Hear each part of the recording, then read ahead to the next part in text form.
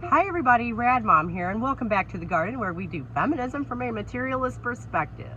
I put out a poll recently asking whether y'all enjoyed more of my sort of more free-form rantings or whether y'all really enjoyed more of me responding to other people's videos. We had like 75% fall on the side of responses. We only had like 13 votes though. So maybe go ahead and put your voice in on that poll. I really love the feedback.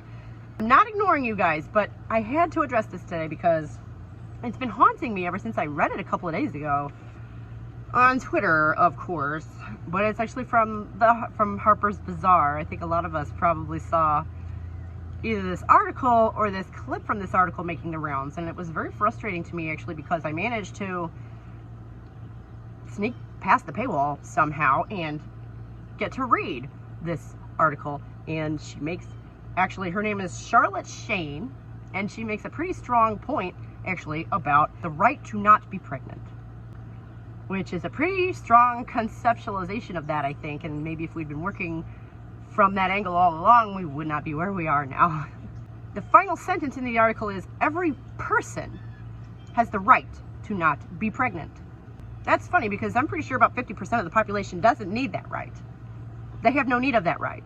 Just like they have no need of, you know, a lot of female spaces, do they? No, they want them though. I'm sure men would love the right to not be pregnant. The right to not be pregnant is actually the name of the article in case anyone is interested. But as I say, it is behind a paywall. If you go to Twitter and you find someone who has shared the article and click on it from there, it will actually take you straight to it. Search me as to why. The clip that was making the rounds and that has been haunting me reads thusly. And this is how much I love y'all. I had to copy it out because the picture is on my phone. Ahem. Impregnatable people in the right-wing conception constitute a distinct, female, and subhuman class. A resource that requires domination due to the value of what can be extracted. Yes, and I think we're all pretty familiar with this concept. That sounds like, oh, I don't know, a pretty classical conception of womanhood going way, way, way back. This was the common accepted idea of what and who a woman was until, oh gosh, 100 years ago maybe? The pregnancy matters. The pregnant person does not. Yes, I think we were all aware of that. That the pregnancy is so much more important than the woman. And that's why we have been having this argument all these years. Because as a woman, you sort of feel like that's bullshit.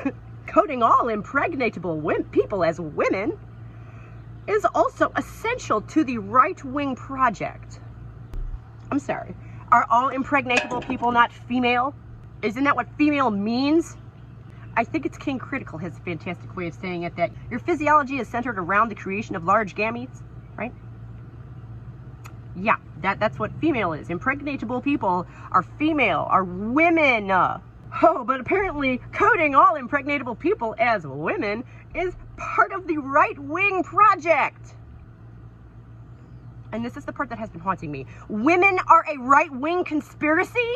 I mean, they've been trying to discredit us by calling us right-wing nut jobs and by teaming us with white supremacists. If this idea gets legs, then accordingly, anyone who talks about women is automatically, that becomes a right-wing buzzword, which is scary as hell. She does actually refer to women at least a couple of times in this article. She's very careful, but not quite careful enough. Enforcement of gender and bioessentialism do a great deal for social control. If something is actually biological, do you have to enforce it?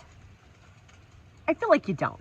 And this is why it worries me so much that we are losing all of our vocabulary for discussing any of this. Because guess what? There's still only certain people who are actually going to be impregnatable. As with transphobic legislation, the effective result is to alienate people from their own bodies and thus their own lives. I'm sorry, but the word woman has been instrumental in helping me get over my alienation from my body and my life. Realizing that my womanhood is something that is just baked in, and there is nothing that anyone, not me, not anyone else, can do to change that. Has been instrumental in my finding my way out of the woods of gender confusion. Enforcing gender roles is a really classic conservative play, right? That's the thing that kills me about this article, is she makes a lot of really strong points. We should have the right to not be pregnant. That's exactly what we should have been campaigning for all these years. I agree with that. But every person has the right to not be pregnant? Way to take all of the fucking thunder out of your statement there. Every woman should have the right to not be pregnant. Men do not need to worry about this. I can't believe I have to say this out loud. But yeah, if women, as a thing, become a right-wing talking point, we're done. That is my fear. Just this one paragraph has been haunting me for 2 straight days. And quite frankly, finally got around to fixing the problem that I was having and uploading the witch video yesterday so that I could talk about this, because I cannot get it out of my head. Let's hear it one more time. Coding all impregnatable people as women is also essential to the right-wing project. No, it's fucking not. Controlling women is essential to the right-wing project, and you're making it a whole lot easier for them by giving our fucking words away. Why in the world would anyone want to just give stuff to the right wing? Like free speech. The concept of free speech is in danger of becoming a right-wing dog whistle. Which, I'm sorry, was that not the foundation of modern Western civilization? That's really, really bad. That's a bad thing. Anyone who thinks of themselves as socially liberal should not be just handing over the concept of free speech to conservatives on a silver fucking platter. And now they're doing the same with us. Like literally us, people, women. Here you go. And how many young women do you suppose we will lose to this bullshit? Because there's only one group of people who are actually speaking to them. Conservatives are not your friends, ladies, but, you know, when the left won't even acknowledge who and what you are, why in the world would we expect young women to stick around? I can't think of a reason. Especially if in order to stick around, they have to come up with some kind of way that they're genderqueer, and they sure as shit can't be straight or want kids. Like, is being straight a conservative thing next? Is that what's next? Are they going to try making straight a conservative thing too? I don't really know how to end this. Other than that we are in so much trouble. I could talk a little bit about Harper's Bazaar, I guess. Who the fuck are they? Harper's Bazaar was first published in 1867. It's what you might call a standard, a stalwart, a pillar of American publishing. It's a monthly women's fashion magazine, which according to Google is a style resource for, quote, women who are the first to buy the best, end quote. So, by throwing women under the bus, they are completely and utterly betraying their own demographic, their own customers. That's lovely. It has a new editor, actually. There was one editor named Glenda Bailey from 2001 to 2020. And the current editor-in-chief is Samira Nasser. She's only been doing the job since 2020. And, well, hon, I don't know exactly what direction you think you're taking the magazine in, but I would check yourself before you wreck yourself. First to buy the best. That's funny. Do you suppose the women who read Harper's Bazaar are going to be the first to buy this bullshit? Is this the best? That every person has the right to not be pregnant? Is that the best? Samira, is that the best? I don't know that that's a standard that you're exactly living up to at the moment. Coding all impregnatable people as women is essential to the right-wing project. No, it's not. That's such an evil lie. Addressing impregnatable people as women allows us to see ourselves as a group, as a class, who can actually agitate for our needs. But we can't have that. We wouldn't want that. Oh, no.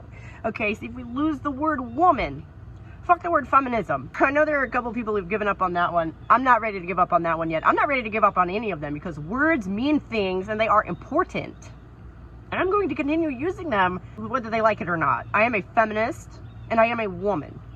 Come at me, bro. We should have the right to not be pregnant. And we're never going to get that right if we do not see ourselves as a class of people who all need this thing together. The strength of our numbers is the only way we're going to get what we need.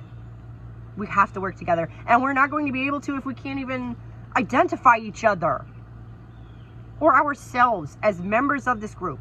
Yes, adult human females are women.